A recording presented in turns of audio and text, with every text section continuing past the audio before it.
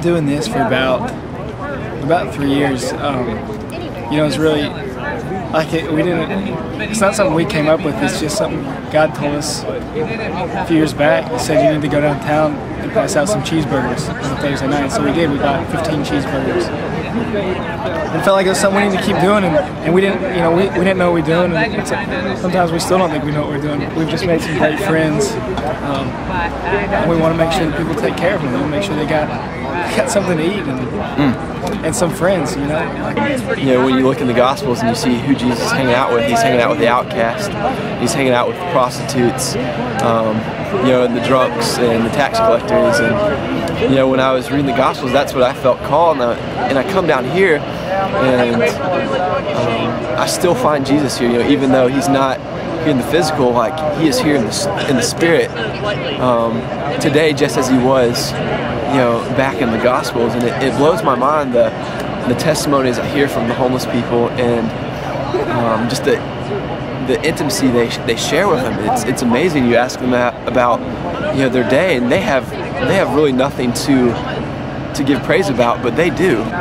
Probably about a year ago, you know, I would come down here and I would see the homeless and see the people on the streets, and I wouldn't really think about it. I would kind of just be like, well, they're in this it's their fault, kind of. But then coming down here now, I can actually, even if I'm just out with my friends on the streets going just to like a restaurant down here, I can see people and really feel compassion for them and really actually be able to talk to them. And even if I'm not here with a group of people and serving, I can actually step out of my comfort zone and talk to them.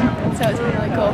I think the biggest thing that it's taught me is like a lot of times we have so much, and like just coming down here and seeing these people and they're so happy and they have nothing, and it's really an encouragement, because you know it really shows me that I have nothing to be, you know, sad about. I mean, I have everything in the world compared to these people, yet they're always happy. From an early age, as a young man, in my early teens, I suppose, it started, I always sensed this emptiness inside, this void in my heart that I never could seem to fill. And I've tried searching for that fulfillment through alcohol, drugs, sex, materialistic things, money, cars. I mean, I've had all that stuff. And I never found anything that would satisfy the empty void in my life, that empty void in my heart, until I found Jesus Christ. I believe that's the very most important decision I've made all of my life, is when I accepted Christ as my Savior and Lord. I believe in my heart that if it wasn't for these groups of Christians that come out here and help these people with food and clothing and whatnot, I think there'd be a lot of people dropping dead like flies out here. Well, let me say, man, I can't believe that y'all out here doing this. It's a blessing. This is Nashville, Tennessee. I can't believe that y'all out here offering from your hearts.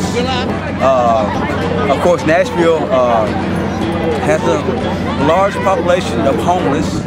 At this point right now, I'm basically homeless myself.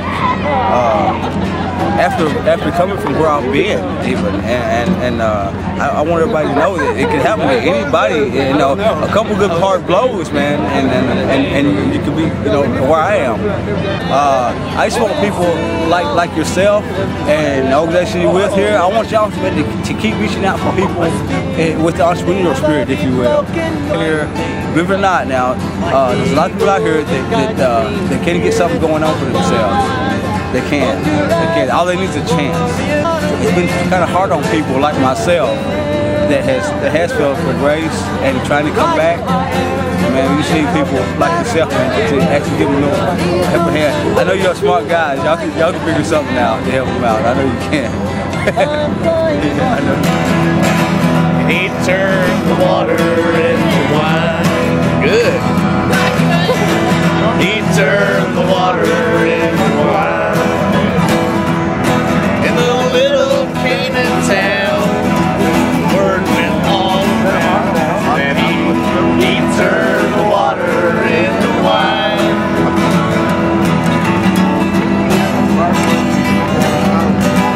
He fed the hungry multitudes. Yes, indeed.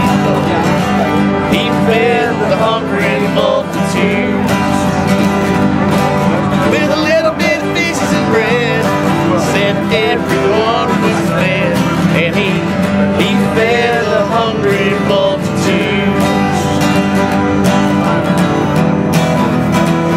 tell you what I'd like to see the church start doing. To be very honest, is to stop acting like a charity and start acting like the body. I mean,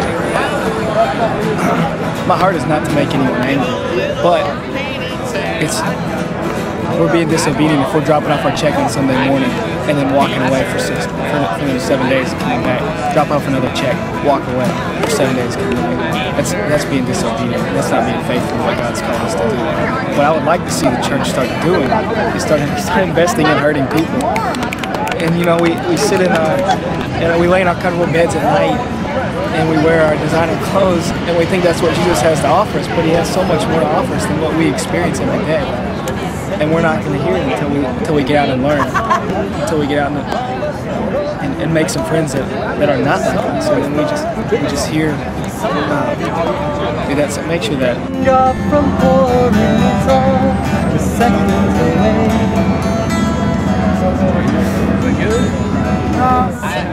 We really take to heart. I think Shane Claiborne said a great tragedy of the American church is not that rich Christians don't care about the poor, it's that they don't know them.